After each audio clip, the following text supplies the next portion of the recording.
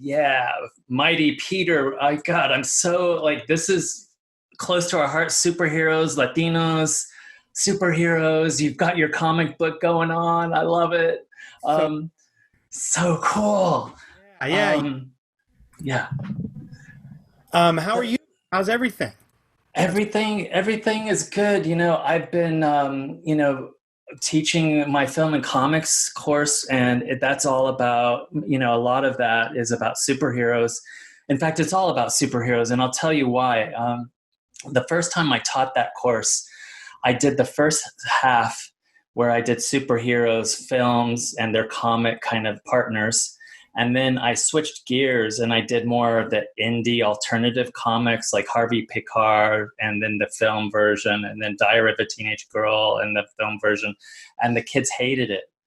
So, yeah, so I switched and all superheroes. And so, we've got things like Suicide Squad coming up, which, and Justice League, mostly because they're not so good. Yeah. So let me ask you a couple questions about that. Like, first, in terms of your pedagogy, like, do you read the graphic novels that are the ones that they took the plot from for, say, Suicide Squad? Do you try to do that, or do you go back to like, here's issue one of Suicide Squad? Like, what's the approach on that? And then second question, and then I'll be quiet for a moment. How many comics a week do you read? Yeah, those are two great questions. So sometimes I do go to the comics, the full comics. In the case where something like Frank Miller's Dark Knight makes sense to have paired with like Chris Nolan's Batman, or the Dark Knight series. And I do that because there's enough there for them to kind of latch onto. The other times where it's a real amalgam, a kind of, smushing together of different sort of moments in that origin comic and then kind of making this new film thing from it. I just bring in that material for them so we can kind of look at it and see how it's being kind of, stripped down and then reconstructed. So something like Justice League and Suicide Squad, I bring in the stuff that's being kind of put in the blender and then re thrown out for the students. But so that's how I work it. Otherwise, it's it's just too much for the students to kind of try to make up all that time. Sure. I just wonder if, and it's a question for another day and another episode, but I just wonder, because I'm reading right now, someone gave me, I don't think you can see my background, but Mm-hmm. it's a volume, a hardback volume of all the Justice League, Justice Society crossovers starting in the 60s. And it occurred to me when I'm watching the way those frames are drawn and the way the narrative is put out, like it's just be very interesting to me what a college student would think of, um, this a a very traditional, Mm-hmm. here's the layout, there's Mm-hmm. narration on the top of a panel, and because it's very different, you know. Yeah, no, you're right. So yeah, I'm really selective. And then what I will do when I do bring in some of that original material, especially from like Silver Age comics, and put it up on the big screen, is I'll just walk them through, and then show them kind of what elements are being kind of brought into this new space. Cool. Um, yeah, and then I also use examples like Ang Lee's Hulk and others to show like why trying to impose a comic book storytelling style and layout and everything with the paneling, when you try to impose that into a cinematic space, it just doesn't really work. Now, how many? And answer my next question, and then I want to ask you about what you just said. But how many comics a week do you read?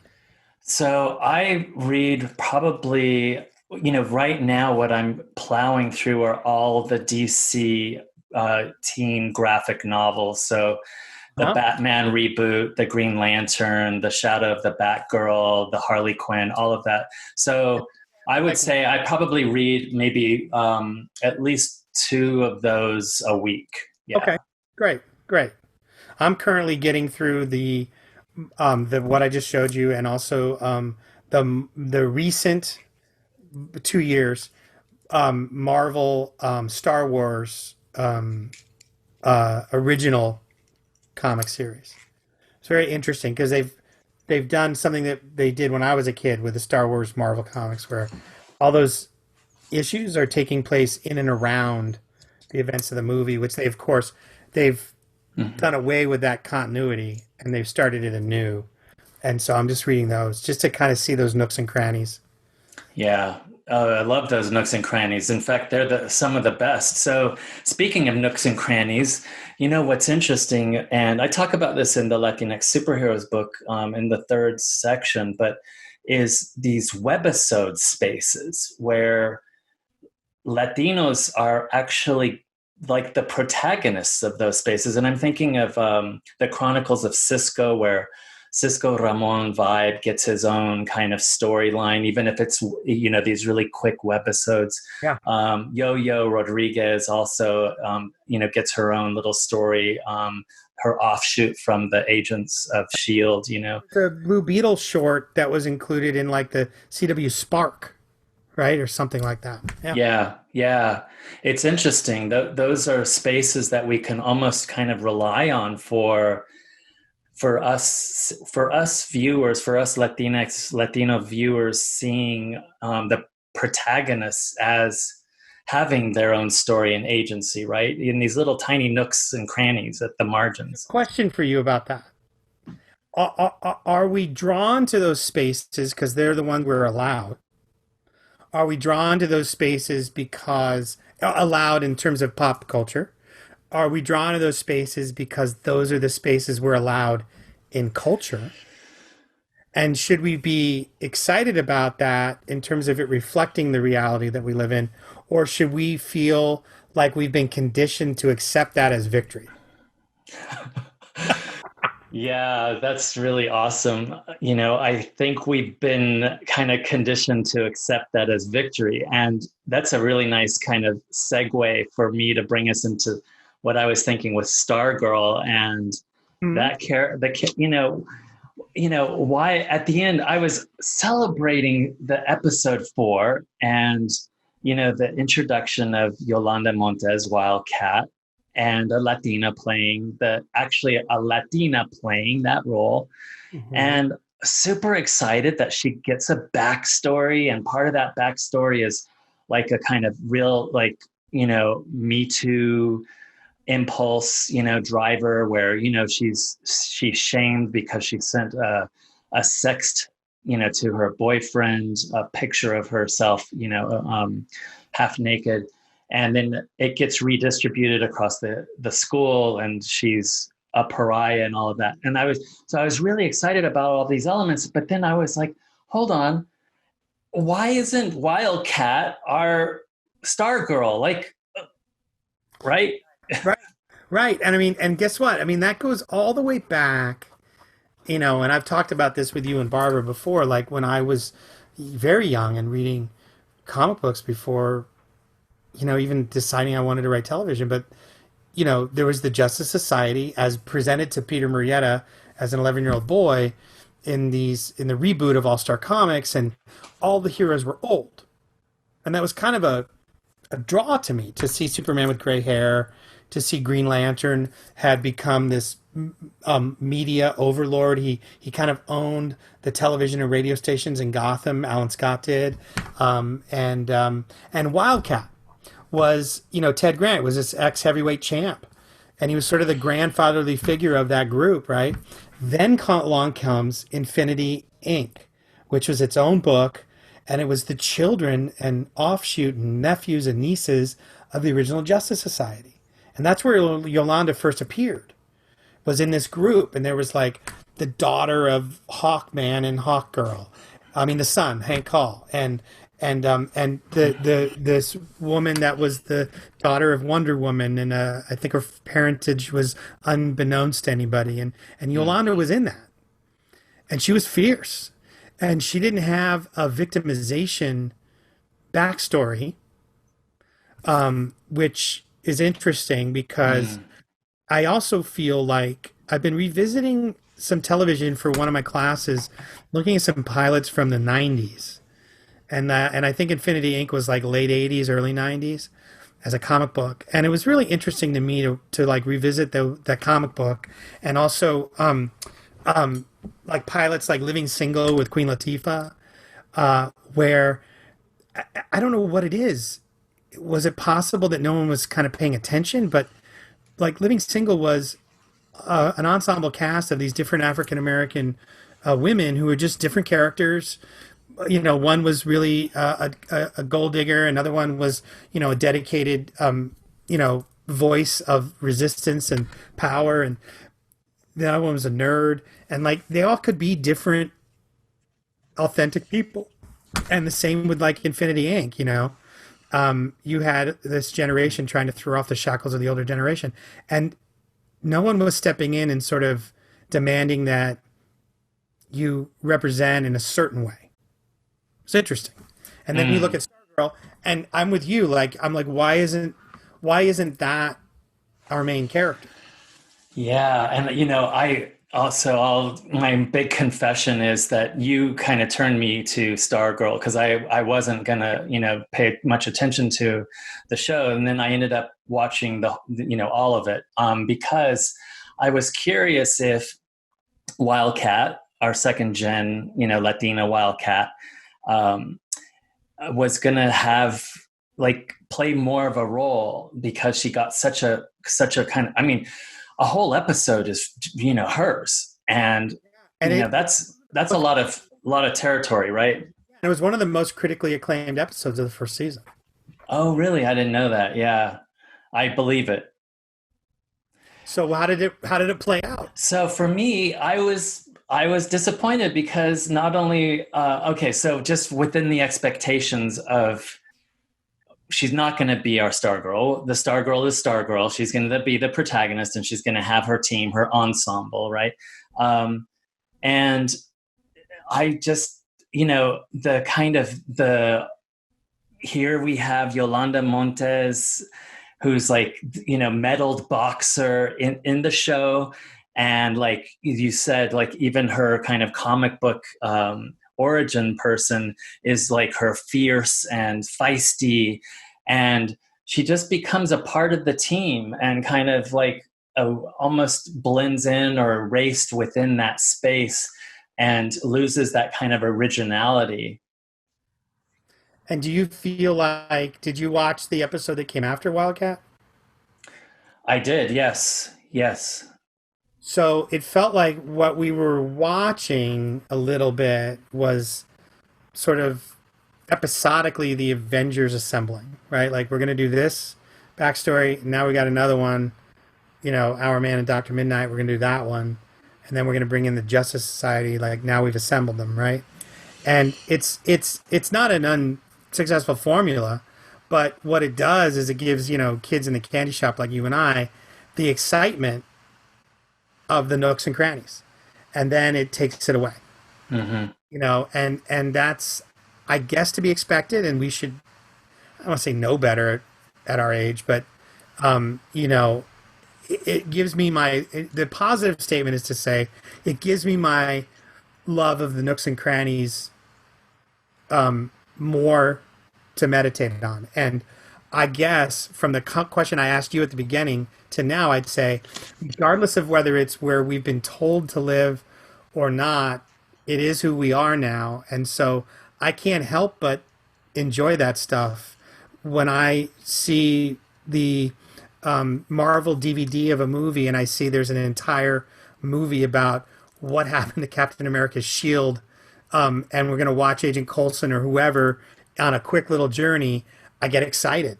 I Hmm. just do because I feel like those were the spaces that I loved as a kid reading about. Mm. Yeah, right. That's true. Right? That's what I'm writing about in Henchman, of those spaces. So let me, while we're kind of on the subject, I don't want to lose sight of this idea of kind of the victimhood or trauma aspect. But before I move into that, because I think that's really our Doom Patrol conversation, do you Yes, remember Dark Angel when that came out? do. I Would do. tell me like from your kind of memory, maybe foggy or less foggy, like I love that show, to be honest. Like I James Cameron, I don't know like what he was reading or doing, but there was like it was a real kind of revolution, I think. It really was, but it was from an era, right, when X Files was on, and we were in a science fiction on television sort of renaissance, right? And that is such a great. I'm so glad you brought that up because I don't want to lose sight of our main tree trunk. That's going to be. I'm going to put that on you, so I don't go off in the ether. But I will say this: that like Dark Angel was so great because it has the word dark in it, and it was dark, but it had hope. She was on. She escaped, right? She got away, and she was on the run, and she was going to try to make it, whatever that version is, right? If I'm remembering the show right. And you look at the current science fiction, and I'm not talking about things that are influenced by the pandemic because frankly nothing got shot that we're watching and consuming now that's from that. But I will say that Picard and Brave New World and Westworld, they all have this incredibly cynical nugget at the heart of it, which also, if you think about technology gone awry and science fiction, science gone awry, like it all sort of absolves the inventors of all of it. Like, you know what? The algorithm took over, and then Skynet started, and well, I couldn't do anything. None of it feels the emboldened nature. In Picard is Star Trek, but the emboldened nature that Roddenberry and all of that Asimov stuff in the 60s had, which was there's caution, but there's hope. And I think that Dark Angel and X Files had a darkness to them, but you also had these people fighting for belief and fighting for truth in them. And now we're just in this like broken mirror world where everyone shrugs their shoulders and we all head to the bunker. This is not cool, not fun to watch. Yeah. Okay. So even before Doom Patrol, now I have to just like throw out there, the boys, because, in a way it's a kind of parallel, right? With Dark Angel in that you have this kind of these decrepit superheroes, and we'll talk about that in a second. But the boys themselves, as a team, kind of like Dark Angel, Jessica Alba, really trying to kind of remove that cancer and do something positive. But in the end, it just feels so heavy. Yes, and it comes from, the source material is from a decade where, you know, publishing wise, you were dealing with the image explosion, these sort of over steroid esque drawings of people, the the females running around in thongs, and the men wearing that. You already have this steroidal figure, and now we're going to add armor to him. So like it was this sort of blown up, run amok situation in mainstream books, right? And you would even see it kind of bleed over to DC, where like, hey, can we have Superman have long hair for a little bit? And people were like, no, but it was all kind of happening, and so it was kind of a reaction to that. Boys was sort of a look what you've become, kind of a shot across the bow, right? The book, and you can sort of look at the superhero universe cinematically and say it's the right time for something like Boys because of how every studio has to have their tentpole superhero franchise, and so on the surface it looks like that. But I agree with what you're saying underneath, which I think is more powerful, which is it's got this darkness and this heaviness to it that just doesn't indicate light anywhere. And then I could make, as one of my crazy armchair theories this week that I've been talking to class and people about in office hours, is, you know, Latinidad, like we need our Christopher Reeves Superman first. We need that before we can start, I believe, playing around in some of these nooks and crannies and some of these meta comments on the forum, because I don't know that we've achieved excellence yet or been allowed to, in the sense of like, here's somebody who is there to uplift us and be good, and we can tell a story and it can be great, and it doesn't have to involve, you know, Bruce Wayne's parents being killed necessarily.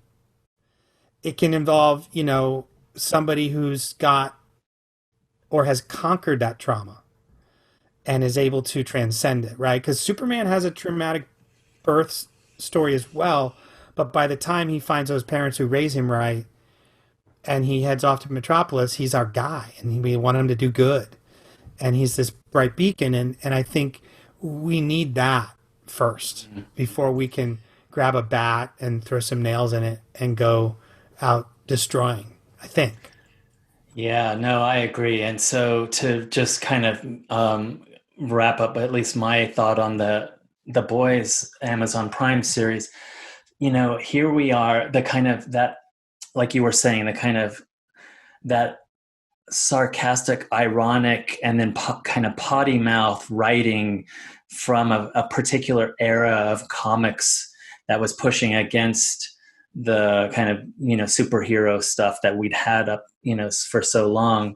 But it gives so much narrative, like real estate to this, and so little to these kind of moments where we can breathe and feel light, that it seems to me that it just feeds into, I mean, Homelander's a repugnant, repulsive, like person, and of course he's supposed to embody, you know, a lot of the things that we see and that our communities are experiencing today. But the fact of the matter is, he's the one who gets all the real estate. I know. He does. And you know, I've with other friends, other writer friends, we've always talked about the possible pathos and possible tragedy that you could overcome if you were to do, you know, Warner Brothers would never do it. Maybe they've done an Elseworlds of it, but the idea of, you know, Superman from the 50s, 40s, Captain America from the 40s, you know, let's the Japs, like that person living long enough to have to deal with what they did when they thought it was right is a very compelling emotional story. But that's not what we're getting with Homelander, right? We're not getting the regret and shame of what I've done and how do I fix it? How do I become someone that says, well, I can't go back, but I can go forward. Like we're not waiting for that moment in that narrative with that character, correct?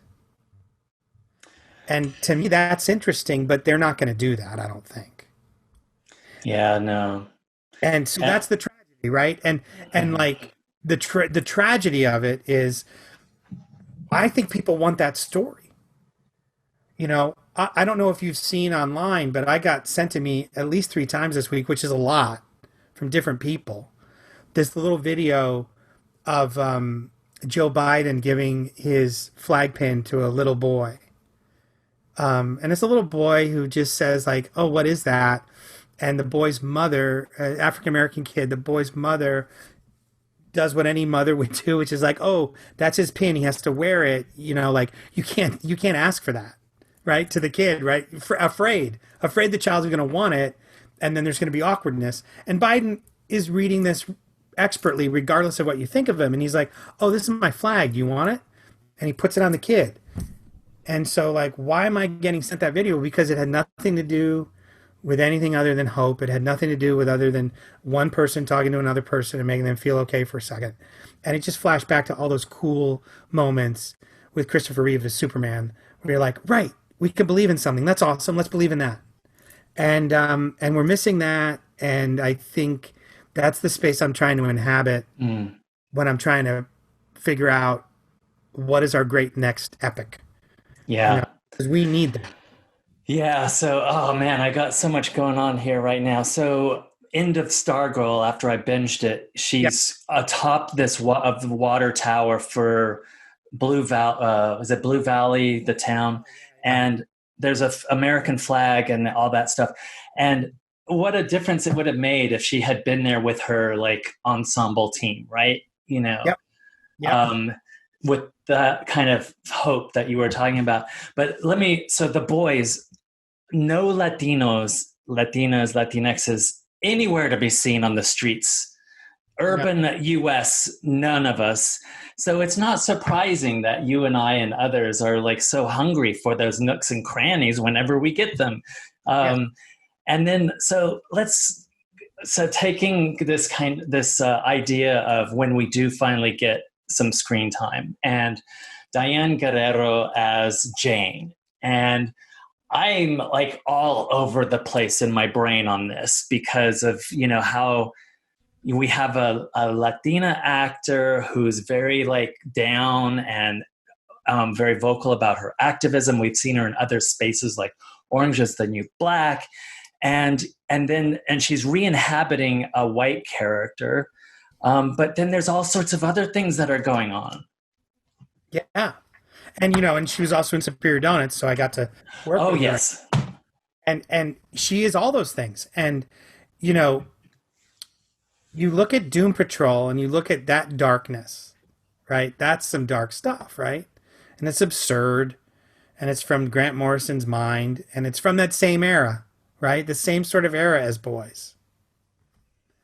And there's a sense of community underneath that show that, by no means do I think it's perfect, but there's a sense of community underneath that show, and there's a sense of acceptance underneath that show that I just adore. And these aren't concepts that these showrunners invented, so I don't want to. I want to always give credit, like this idea of a street, of a transgender street that exists where people can go hide, and that it's got a name, Danny the Street. That's all from Grant Morrison, but I love what they've done with it, and I love the episodes that were about it, and and learning about Larry, and his past, and everyone's got these pasts, but they're all trying to overcome them.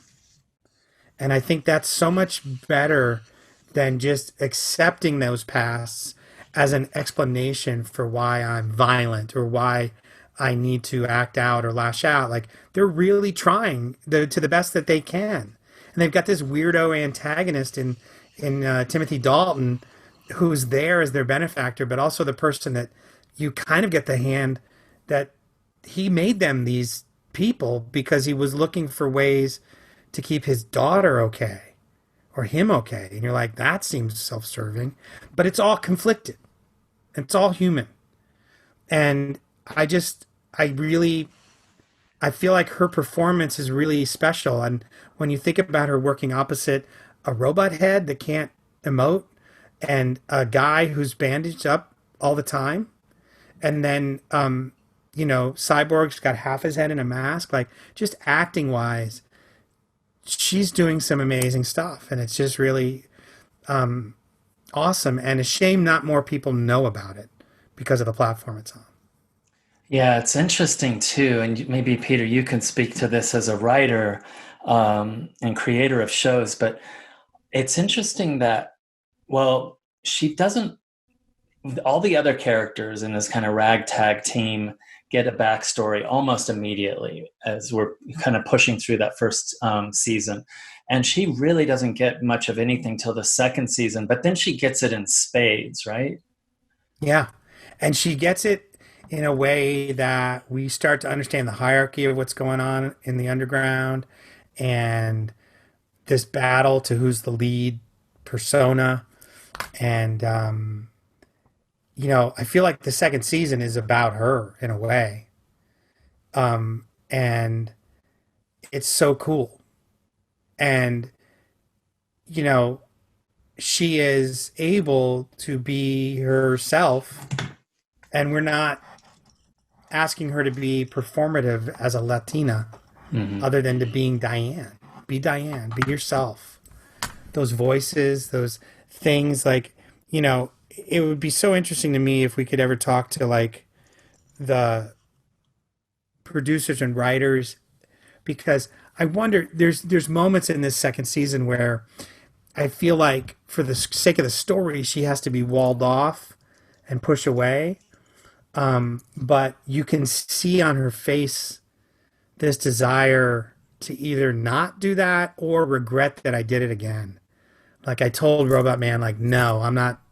But you can see these moments where she's in struggle, and I just think it's really compelling, and the kind of work that I know she does all the time.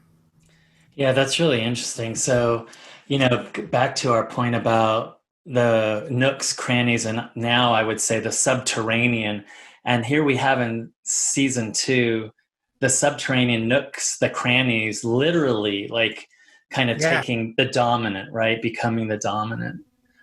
yeah, and that episode where you've been dealing with Dorothy, the daughter of Timothy Dalton, of Chief, and Niles, yeah. Hmm. then that episode in the middle of the season where, baby girl, who I've seen in season one, sort of comes out, right? Because what's needed in the moment, both narratively and character wise, how are we going to deal with this girl now that wants to grow up? And like, she's immortal and she wants to grow up. She's learned just enough from Rita. I want all these things. And just that episode is really great too. And it kind of speaks to the talent of the female characters and also the writing that allows them to have those sort of depths. And I think with Rita's backstory, speaking of victims and old Hollywood casting couch stuff, what's interesting to me about narratively as a writer, what they're doing with Rita is they're they're treating the audience very smart. They're not talking down to the audience, and so they aren't feeling compelled to give you the blow by blow of like what happened to Rita and also what happened to Rita's mom. It's flashes and it's quick, and then we're back in the present dealing with the present day problem. And I like that respect for the audience and that handling of those kind of issues because they're there, and the first time she loses control when she in the first season, it's all there, but it doesn't have to be. We're not watching the whining and dining of the studio head and her, and we're not watching the compromises. There's this wonderful moment where the flashback to Rita is very excited that this person from the studio is coming over. I'm going to dance for him. I'm going to do this for them. And then she says, "You have other talents." And then you kind of quickly flash to the mom being taken advantage of. And it's kind of like it leaves this space for like, what was the mom meaning when she said other talents? Because that was a girl. Was the mom about to pimp her out as a girl? Or was she talking about acting? Because I don't know if the child Rita was saying acting. Was she talking about dancing and singing? Like it leaves a lot for you to fill in. And I like that. Yeah, on Rita, just me too. I thought it was the way the show doesn't dumb down to an audience that will understand the that whiteness. First of all, that we're habituated to kind of whiteness. It's just every day. It's the imaginary that's kind of constructed by the televisual machine and everything else, but it becomes visible only when it's monstrous. And Rita's like perfectly done for that, right? Perfectly.